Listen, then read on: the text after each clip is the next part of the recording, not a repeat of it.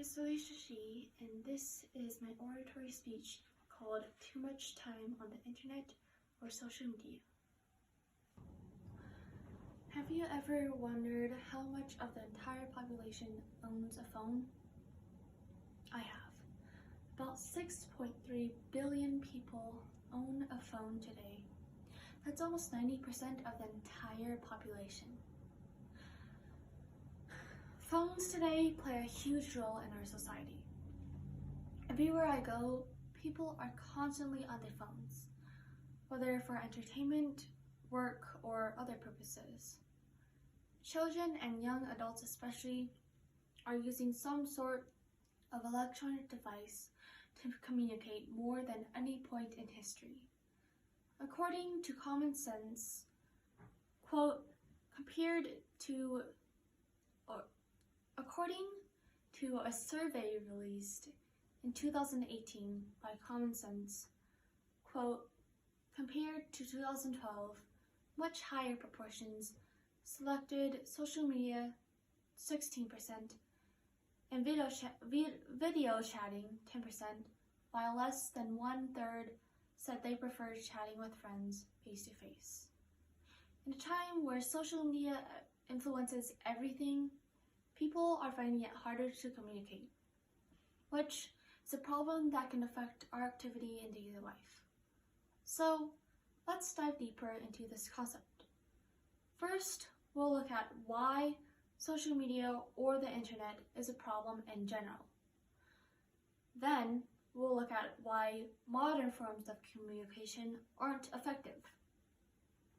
And finally, we'll talk about how we can improve our ways of communicating to others. Have you ever experienced brain fogs, sudden mood swings, or overall tiredness? If so, think back to a couple of hours ago. I bet that at that time, you had spent at least half an hour staring at an electronic device, most likely surfing the internet or social media. While surfing the internet or social media seems like a great way to relax, it can have harmful effects in the long run. According to Bella Phillips, a student at Illinois State University, quote, social media images are filled with people presenting the best version of themselves. Social media can then hurt your body image by constantly exposing yourself to the ideal body type,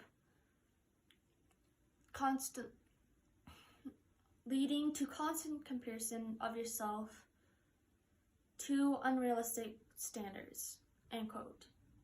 Social media can also cause you to think that you have to get plastic surgery or do an extreme diet just to look attractive, and therefore it creates a negative body image. Another problem surfing the internet or social media can create is that it can increase the risk of depression. Childmind Institute says that, quote, research shows that teens who spend more time on social media also feel more isolated. It could be that kids who feel more isolated spend more time on social media, but it could also be that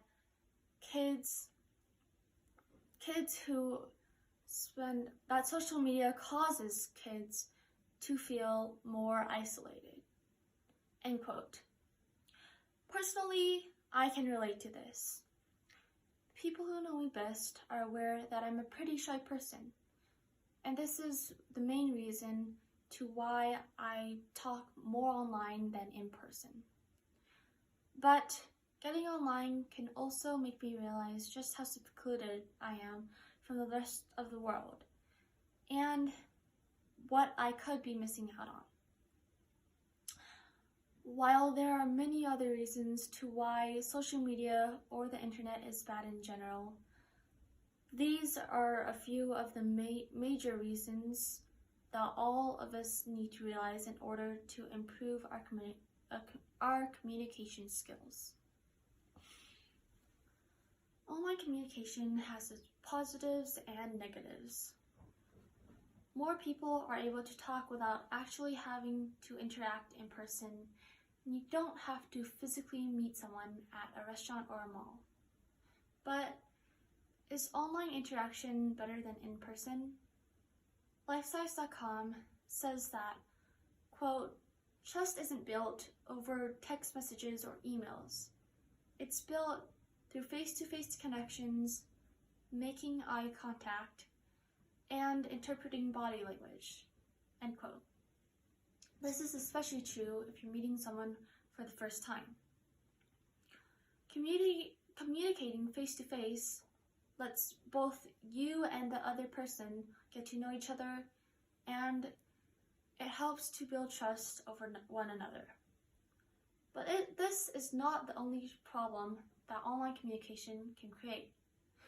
Not only is it harder for trust to be built, but the need of communication skills declines, and therefore less people are able to effectively communicate at work.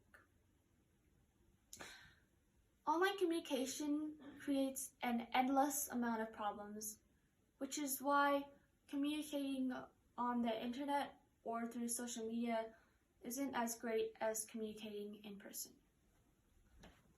But just because people are starting to feel the effects of online communication doesn't mean that we can't reverse them.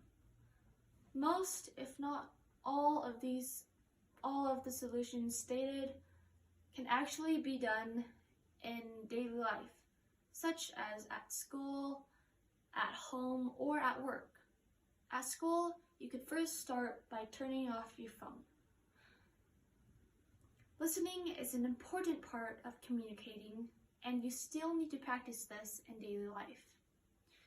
At home, you could start by trying to start a conversation at dinner. Just take a moment to put down your phone and actually engage with your family. If you already do this, great. But for the people who don't usually converse during dinner, try asking a family member anything exciting that happened during their day and go from there. Not only does this improve your communication skills, but it also helps you to get closer with people who you aren't or family members who you aren't as close with. There are many other ways that you can improve your communication skills, and even if you do only one of these exercises each day, it would help you tremendously.